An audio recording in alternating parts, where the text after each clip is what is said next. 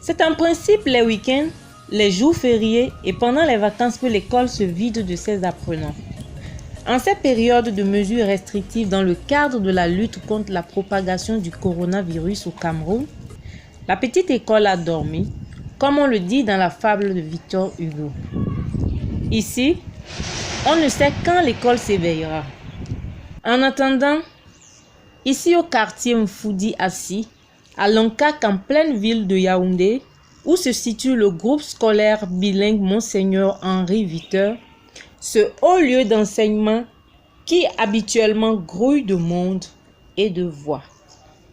Aujourd'hui, on n'entend plus une seule voix, mais ce qui résonne le plus, ce sont les chants des oiseaux qui deviennent pour l'heure les maîtres des lieux.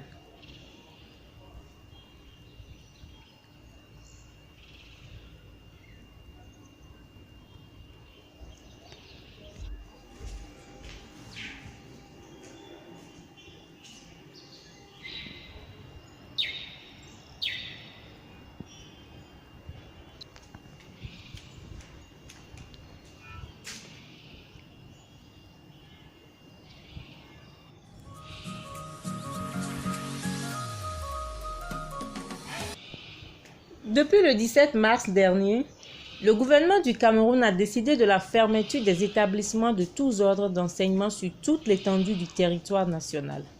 Cependant, le corps enseignant s'organise pour assurer la continuité des enseignements aux élèves à travers les réseaux sociaux. Ceci se justifie notamment par les préparatifs des examens de fin d'année. En effet, le 18 mars, lendemain de la décision gouvernementale, devraient se dérouler les épreuves sportives entrant dans le cadre des examens du certificat d'études primaires 2020. Comment se passe dans la pratique cette organisation alternative des établissements? Pour en savoir plus, tendons notre micro aux enseignants de permanence ce lundi 30 mars 2020. La raison est celle que nous connaissons, à savoir le Covid-19 qui sévit dans le monde entier pour préserver les enfants qui sont les principaux propagateurs, même comme eux-mêmes sont résistants.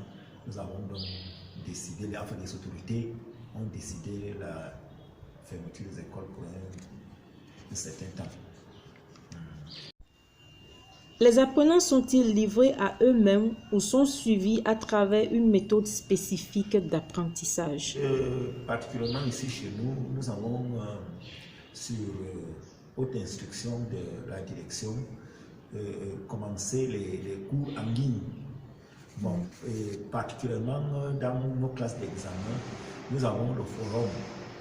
À partir de là, nous allons dès ce jour envoyer les cours.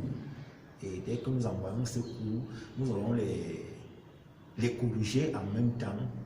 Et les parents pourront toujours être prêts à nous contacter quand il y a quelques difficultés que ce soit. Nous allons tout faire pour que ces enfants-là restent en activité. Et je dois signaler que toutes les disciplines seront mises sur la ligne pour que les enfants puissent vraiment travailler en toute matière. Si la suspension des cours devrait s'étendre jusqu'en juin, quel impact cela pourrait-il avoir sur le cursus scolaire de ces apprenants? Je crois que les plus hautes autorités sont en train de réfléchir là-dessus. Bon, mais déjà, nous ne souhaitons pas que nous en arrivons là. Mais si éventuellement la propagation ne s'arrête pas, je crois que l'État pourra toujours trouver les voies et moyens. Vous savez, les enfants sont anxieux.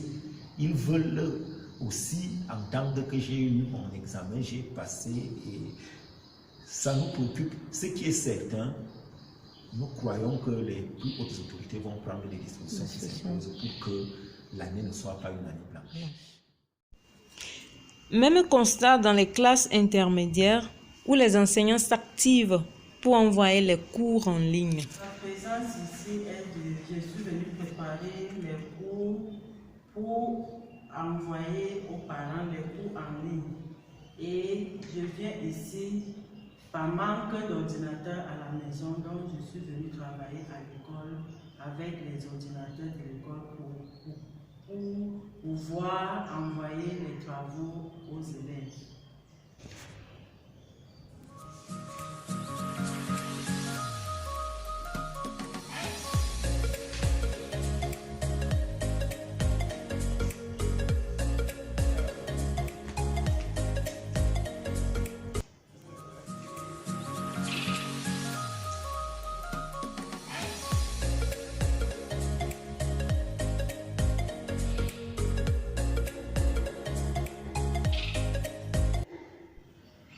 En attendant que le Covid-19 finisse de nous dicter sa loi, autorités à divers niveaux de l'enseignement restent optimistes et croient en une reprise imminente des cours pour l'achèvement des programmes et le bon déroulement des examens.